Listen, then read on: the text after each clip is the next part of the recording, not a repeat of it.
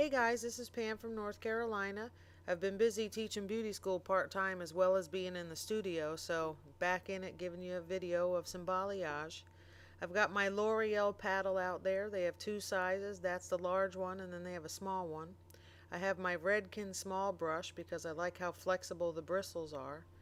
My bleach is actually Keune, Keune, called Keune Cream Bleach, which is actually a white powder, and I have it mixed with their 20 volume developer. Today I'm doing some balayage, and I'm going to demonstrate the way I have it done for this particular client model. There's plenty of ways to do it, and I'm just going to go ahead and explain this way that I'm doing it. So I have my paddle out, and I have my 1 inch wide by 1/2 to 3/4 inch deep section. I'm picking up product and laying it down on the topmost layer in through for the highlights here. As you see, I pick up the hair and put it on the paddle.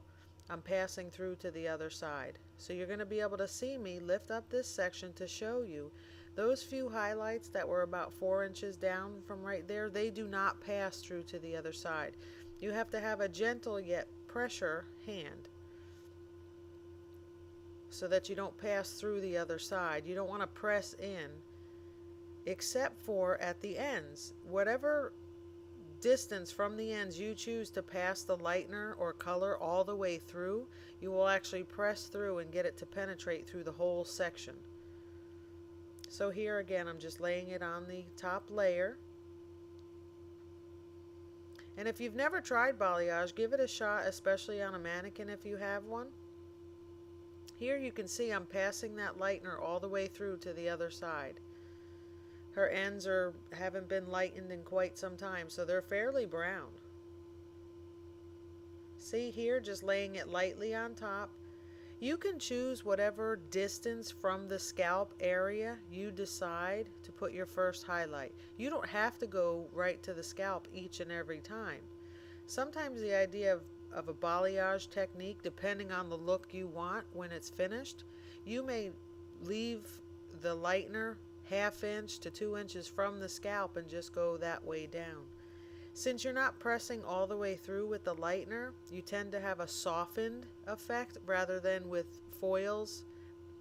Bleach being encapsulated in foils makes it process quicker and it pops a lot stronger. Here, because you're hand painting and not encapsulating it, it tends to be a softened effect. And that seems to be what Hollywood and movie stars are still shooting for, and we're bringing it into the salon all across America. You just have to practice it. Yes, the first few times it might be a little goofy for you. Your result may not be exactly what you think, but I can tell you the truth, let it process longer than you think. Some people have on the back of their bleach, for balayage bleach especially, they'll advertise it as balayage bleach. They'll tell you no less than 30 minutes. But you pay attention, some people say they don't use anything less than 40 volume.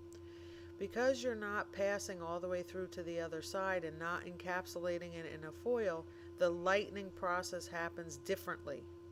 And when you see it, you'll know exactly what I'm talking about. So here I'm just kind of feathering around. And I really don't need the cotton. The cotton is just to demonstrate to you that you could put cotton if you were skipping sections. Since I'm not skipping sections and I'm laying down the plastic in between, it's just Saran wrap from, your big box store.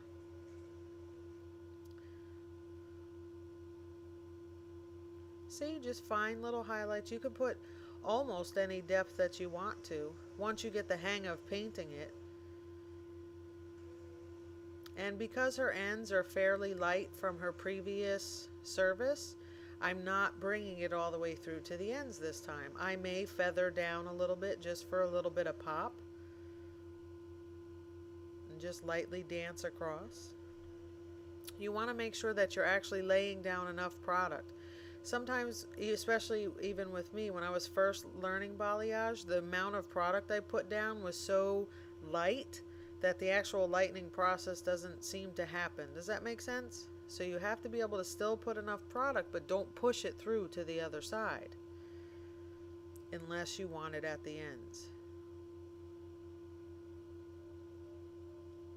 There's many different ways to do a service. You just have to do it according to the result that your client wants. You could even use 2 different colors, one towards the scalp, one into the ends. I've done that on a different video. You could still weave and paint it as a balayage. I can't tell you how much you do need to practice. I've seen this easily goofed, and mostly only because the pressure of laying down the bleach in this very area that you see here is too firm. It passes through to the other side, and you don't want that. I'm glad I sped this video up because it went really slow, and I knew it's like watching paint dry. So hopefully you enjoy the speed of this video. See how that one, I didn't want to go all the way up. And again, I'm demonstrating to you that it doesn't go through to the other side. When you do balayage, those sections that you're holding, they should be smooth, and you should be holding them with firm tension.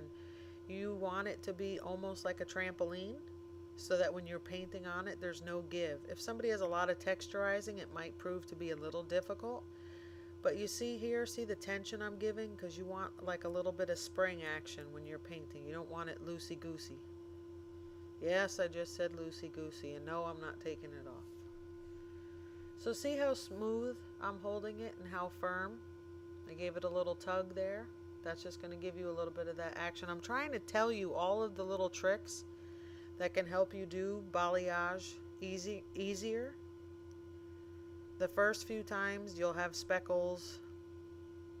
You just have to keep practicing.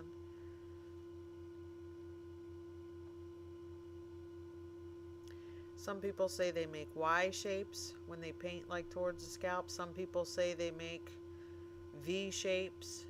Again, it's all going to be according to the look you want. There really is no, you have to do it this way. If I didn't want to put any of the highlights up to the scalp, I don't have to. If I didn't even want to start painting any of this section at all, I don't have to.